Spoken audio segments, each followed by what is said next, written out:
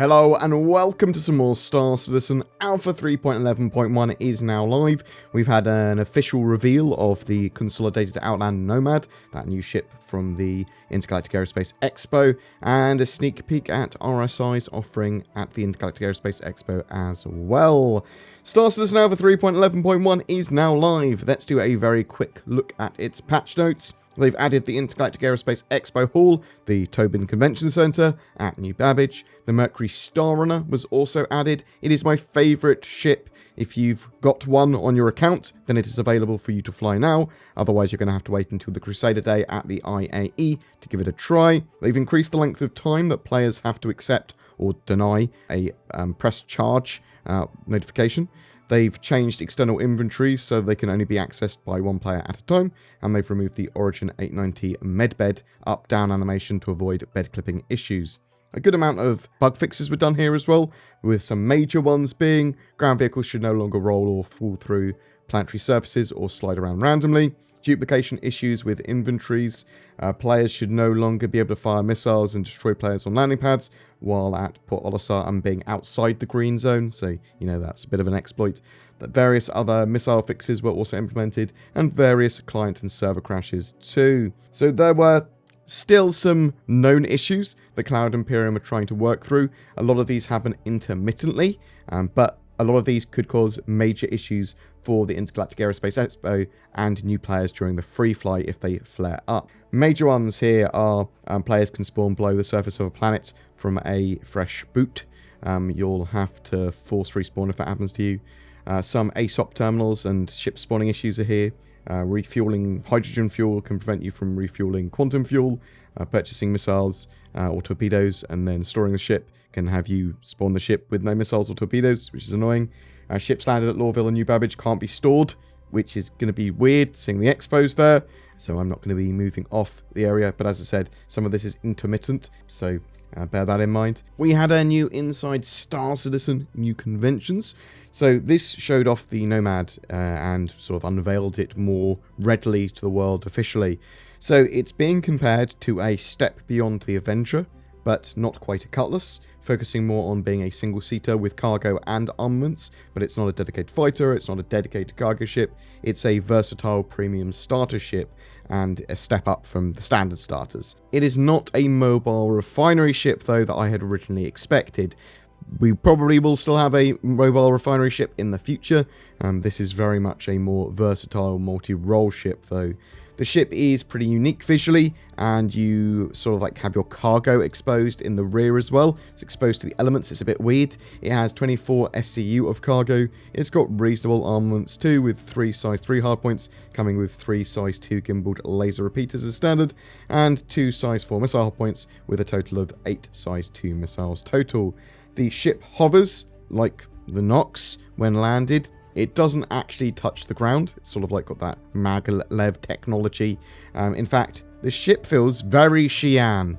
The ship is agile and moves smoothly while looking very chiseled. I do not like the way this ship looks. It is one of my least favourite ships, but maybe that'll change. Maybe I'll learn to love it. It also has a tractor beam as standard. Once tractor beams come online, you're going to be able to use this tractor beam to help pull cargo into its hold, but you know, you could also use it for various other things, helping mining ships, helping salvage ships, helping pull ships out of atmosphere or towing them or whatever.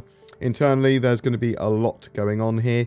There's room for gear, weapons equipment. There's a toilet, component access, a whole habitation area with bed and cooking area, furniture.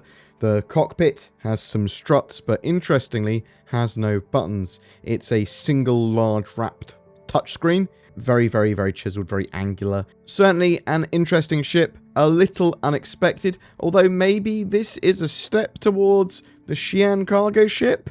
Sort of like I can see influences there at the very least. But yeah, as I said, we'll probably see a Xi'an cargo ship and a mobile refinery ship in the future.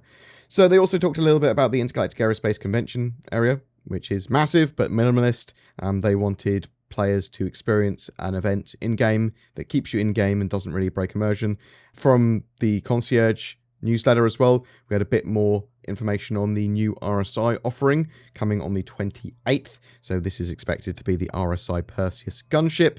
Potentially the most exciting prospect of this year's event, RSI has been hinting at a brand new ship they are currently having in development. All we know for sure is it's big and it's nasty, and we don't want to miss the announcement. We're looking forward to finding out more. And then there was a sneak peek, which appears to be a sneak peek of the RSI Perseus, just a little section of it. If you want to find out more about the Nomad and Perseus, I've done a leaks video on that. Check that out in the description below. The ship loaner matrix has had some quite significant changes as well. This basically lists what ships you have access to or are given as loaner ships while you're waiting for a concept ship or vehicle that's not currently flyable yet, but you have on your account. So if you've bought something like, I don't know, an Idris, they give you some ships in the short term or medium term. I'll link that down below, but for the most part, it tries to give you the closest match to the role and intention of your ship that you're waiting for, and also give you access to try the game. So sometimes there's not an appropriate ship, so they'll give you like a fighter and something that's similar-ish, stuff like that. So check that out if you're trying to work out what you get for your Banner Merchantman or for whatever other ship that you can think that you might have. There was a bit of a slip-up by CIG as well. They said that you might be able to try out some other offerings from Crusader, like the Hercules at the Intergalactic Aerospace Expo. What they actually meant was check out. They're going to be on the holo viewers. It was a misspeak. You're not going to be able to fly these ships. They're not flyable, some of these. So bear that in mind. You will be able to fly the Mercury Star Runner though, so that's cool. Great ship. We have the Intergalactic Aerospace Expo starting at 4 PM UTC today, Friday the 20th of November. And then from 10 PM UTC, the free fly will start. So anyone at that time with a Star Citizen account gets to try the game for free. No codes or extra steps needed. Just make sure you've got a Star Citizen account. You don't need to have bought anything. Literally, just make one. Use a referral code as well. If you don't have an account yet, there is a link down below to give you some extra starting currency for the game when you make your account. Well, are you going to be participating with the Intergalactic Aerospace Expo? Are you going to be going there today? We'll be there to cover day one at the Expo. We'll be looking at the Nomad in more detail, if sensible, with a ship's buyer's guide, and then we'll do a quick start guide for new players. A quick start guide. But what do you think? Do you like the Nomad? Will you be picking one up? Are you going to be trying to get your friends to check out Star Citizen while it's free? Are you looking forward to the Intergalactic Aerospace Expo? What do you think of Star Citizen Alpha 3.11.1? Whatever your thoughts, I'd love to hear from you in the comments below. Each month we have a ship giveaway. For November, we are giving away a Mercury Star Runner again. This highly anticipated multi-role ship is great for small to medium-sized crews that want to do a bit of everything, whether that be cargo running, data running, missions, combat, smuggling, all that sort of jazz. All you've got to do to be in for a chance of winning one is comment on any of my videos made for November, including this one. More details down below. What am I shilling for today, I hear you ask? Do you hate it when people steal all of your money and your house over the internet? I know I do.